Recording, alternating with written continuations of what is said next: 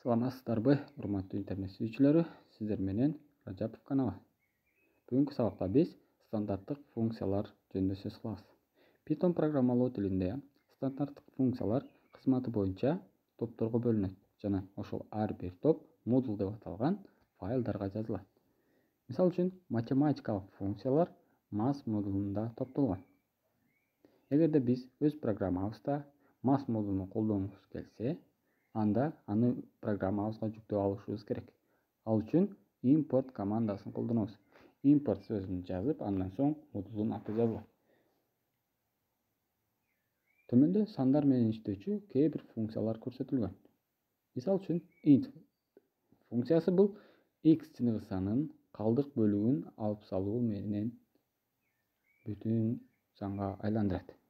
Жана ушул сыяктуу бир канча функциялар көрсөтүлүп турат. Бул функциялар тууралуу жакындан окуп үйрөнүүнү кааласаңыздар, анда Python программалоо тили кыргызча деген тиркемени телефонуңуздарга жүктөп алып, ошол жактан көрсөңүздөр болот. Эми ушул функцияларга кайрылуу үчүн бул жерде көрсөтүп турган каалаган бирөөсүн тандап алып ошого кайрылуу үчүн чекиттик жазуу колдонулат. Алгач модулдун аты, андан соң функциянын аты көрсөтүш керек. Мисалы үчүн, print mass.sqrx. Эгерде x саны 25 барабар болсо, анда бизге экранга жыйынтыкты 5 деп чыгарып берип жатат. sqrt функциясы, башкача айтканда, тамыр алдындагы функция. Каалагандай санды тамырдан чыгарып берет. Эми ушул эле программаны практика жүзүндө карап көрөлү. Эң алгач программабызда import командасын колдонуу менен mass модулуну жүктөп алабыз. Андан соң s өзгөрүлмөсүнө mass модулунун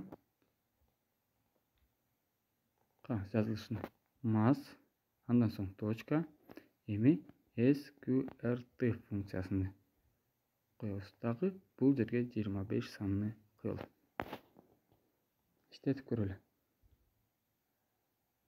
Экранга 5 деген санды чыгарып берип жатат. Демек, биздин программа туура иштеп жатат.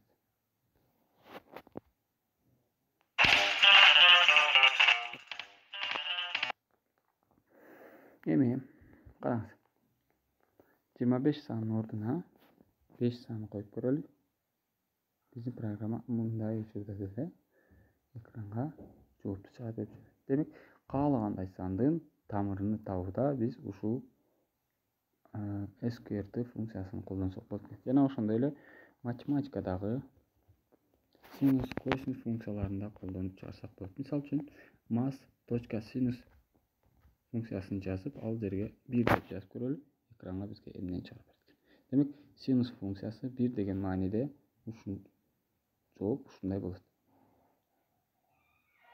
Ушуну менен бүгүнкү сабагыбыз аягына келип жетти. Келерки сабакта амандашканча сак саламатта калыңыздар.